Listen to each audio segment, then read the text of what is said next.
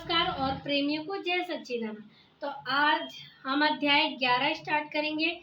अध्याय 10 खत्म हो चुका है। अध्याय 11 में टॉपिक जानेंगे, दयालुता के माध्यम से संपूर्ण बने। तो हम इस पे जानेंगे कि प्रेम रावत जी ने क्या लिखा है, उसे पढ़ेंगे, सुनेंगे और समझेंगे। तो स्टार्ट होता है यहाँ से। जब मैं 12 साल का था, देहरादून में रहते हुए एक दिन स्कूल से घर पहुंचा और देखा कि हमारे घर के बाहर एक अजीब टूरिस्ट वैन खड़ी है।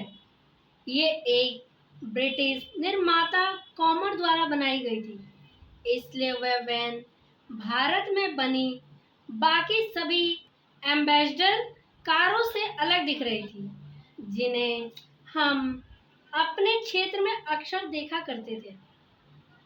मेरे परिवार में से कोई भी कभी भारत से बाहर नहीं गया था, इसलिए इस विदेशी वाहन का हमारी सड़क पर दिखाई देना दिलचस्प था। मैं उस समय द ट्वाइलाइट जोन का बहुत बड़ा प्रशंसक था। ये शो विज्ञान के रहस्यों, एलियन, रोमांच और उस तरह की चीजों के बारे में था, इसलिए मेरी कल्पना तेज हो गई। कॉमर वैन के अंदर कौन हो सकता है और वे यहाँ क्यों आए हैं?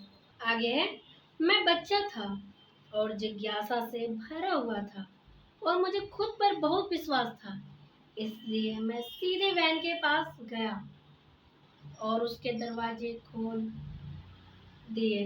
मुझे झटका लगा। गाड़ी के पिछले हिस्से में कुछ लोग बैठे हुए थे जिनका रंग पीला था। वो चुपचाप बैठे थे और अजीब कपड़े पहने हुए थे।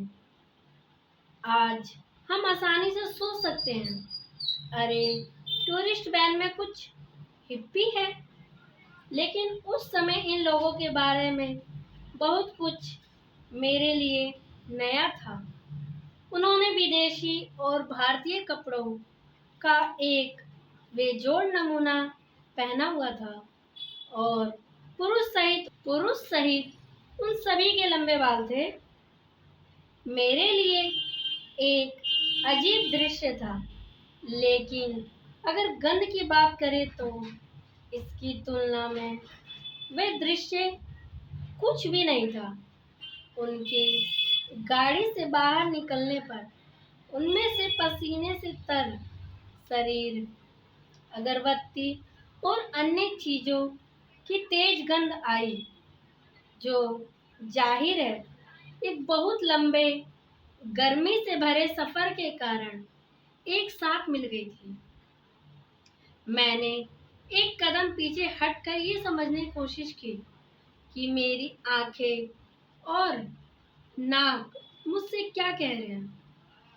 आगे एक आदमी ने मुझे बहुत करीब से देखा और फिर नमस्कार के रूप में अपनी उंगलियां हिला दी।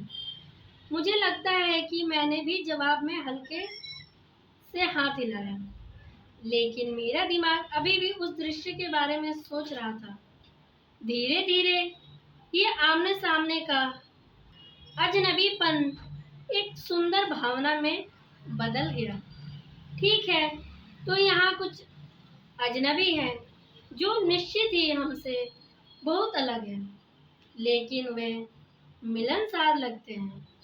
कुछ पलों के बाद मैंने उन पुरुषों और महिलाओं से बात की तो पता चला कि वे मुझसे मिलने आए हैं। वे इस बच्चे से मिलना चाहते थे जो अपने हृदय से आंतरिक शांति की बात करता था।